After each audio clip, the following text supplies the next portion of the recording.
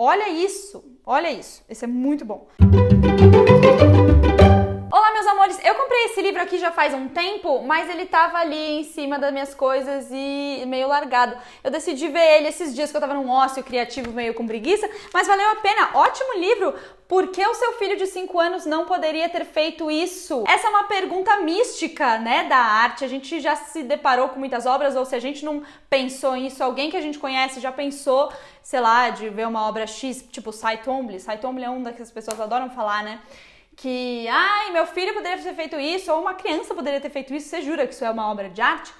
E aí esse livro aqui, ele traz 100 obras de arte bem legais e ele vai desmistificar, vai explicar por que o seu filho não poderia ter feito isso ou as ideias por trás daquele objeto de arte. Pois bem, ele divide esse livro em 5 capítulos, acho que teremos 5 vídeos desse livro, porque são todos muito legais, eu achei. E o primeiro é Objetos e Brinquedos.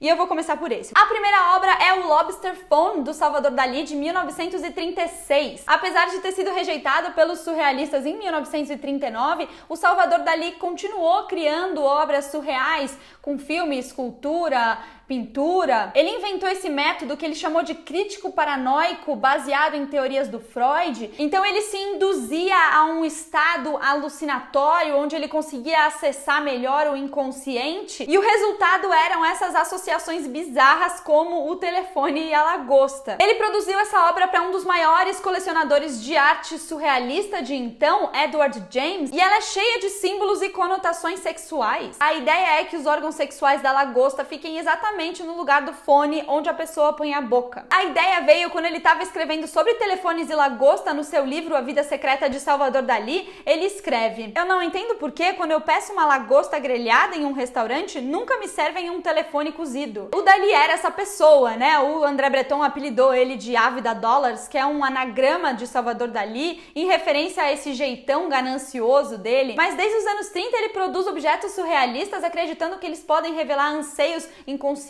que todos nós temos. Uma criança poderia encaixar uma lagosta num telefone, mas o trabalho do Dalí é mais que isso. Ele é uma peça espirituosa sobre a nossa vida contemporânea e também nessa conexão que ele acredita que existe entre comida e sexo. A segunda obra é uma obra sem título da Eva Hesse, de 1969. A Eva Hesse tem uma vida muito difícil. Ela nasceu na Alemanha em uma família judia em 1936. Quando ela tem 2 anos, ela tem que emigrar, sair, fugida dos nazistas.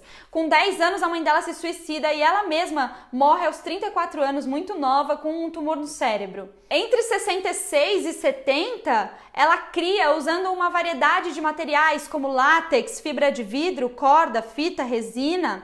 Ela começou pintando muito influenciada pelo expressionismo abstrato. O William de Kooning era um ídolo dela da infância. E ela também usa técnicas tradicionalmente associadas às mulheres, como a tecelagem. Esse objeto sem título, ele se parece com um prato pequeno ou tem um aspecto de uma anatomia humana, mas ele não foi feito para durar. O objeto evoca várias ideias e nenhuma ideia ao mesmo tempo. Ele é intencionalmente fluido e impossível de definir. Influenciada pelo minimalismo, a Eva Hesse cria em 3 dimensões essas peças que ela chama de peças teste, que são pequenas e feitas com papel, fita e cola. Ela trabalha com materiais que ela encontra pelo estúdio dela e ela não quer mudar as propriedades desse material, mas explorar maneiras de evocar associações orgânicas e insinuações. Ela se referia a essas peças testes como nadas, ressaltando a falta de significados e a natureza impermanente. Uma criança poderia ter colocado papel com fita e cola, mas não teria essa expressão do não arte que a Eva Hesse tentou refletir. A terceira obra é Untitled USA Today, do Félix González Torres, de 1990. Félix González Torres, ele é descendente do minimalismo e da arte conceitual. Ele investiga objetos do dia a dia e como o público reage a determinadas situações. Ele usa objetos já existentes para desafiar essa ideia de único, de objeto de arte original, e cria uma série de trabalhos que possibilitam interpretações abertas e individuais. Ele usa diversos meios, incluindo incluindo desenho, escultura, outdoors,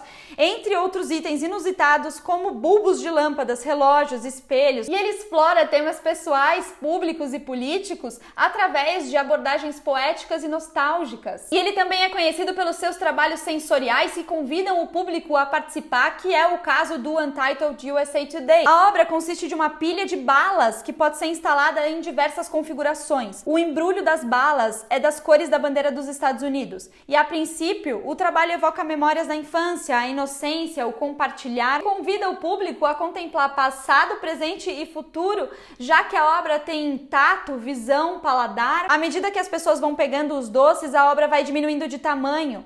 É a deterioração antes da morte. Instabilidade e mudança são alegorias do mundo. Mesmo que os funcionários do museu reponham as balas, a pilha nunca vai ser a mesma. O trabalho estabelece uma linha tênue entre artista e espectador, já que todos participam. Todos nós temos a oportunidade de nos envolver, de promover mudanças e de afetar o equilíbrio da sociedade. Apesar das crianças adorarem bala, não tem nada de doce nos pensamentos por trás desse trabalho. Focado em crenças pessoais e política, o Félix González Torres estava se expressando em relação aos direitos LGBT e à AIDS. As crianças poderiam ter feito uma pilha de balas, mas elas não questionariam a relação do espectador com aquilo e também a relação daquilo com a arte. Aquilo é um objeto de arte? É uma obra de arte? Sem contar as metáforas para compartilhar, a propagação de um vírus, instabilidade, desigualdade. E a última obra que eu gostaria de falar aqui é o Lustre de Massachusetts, da Pippi Lothrist. Eu adoro a Pippi Lothrist, inclusive ela precisa de um vídeo só pra ela aqui nesse canal. Desde os anos 90, a Pippi Lott produz instalações que misturam performance, escultura, música e filme,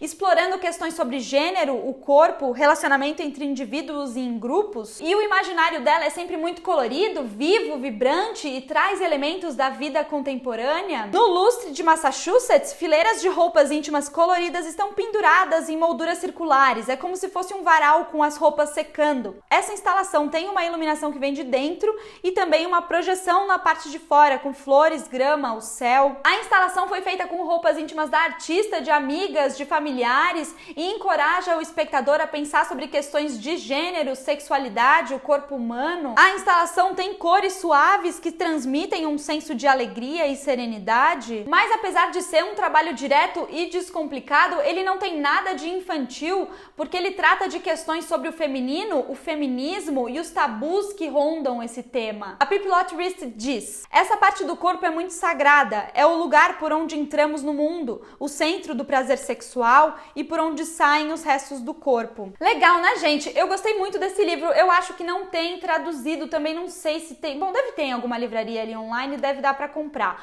Mas eu volto pra falar dos outros capítulos, porque tem muitas obras legais e muitos assuntos pra gente discutir. Então tá bom, então se inscreve aqui no canal, dá like nesse vídeo, vou deixar as redes sociais pra gente ir se falando, comentários aqui, galeras. Beijo, tchau!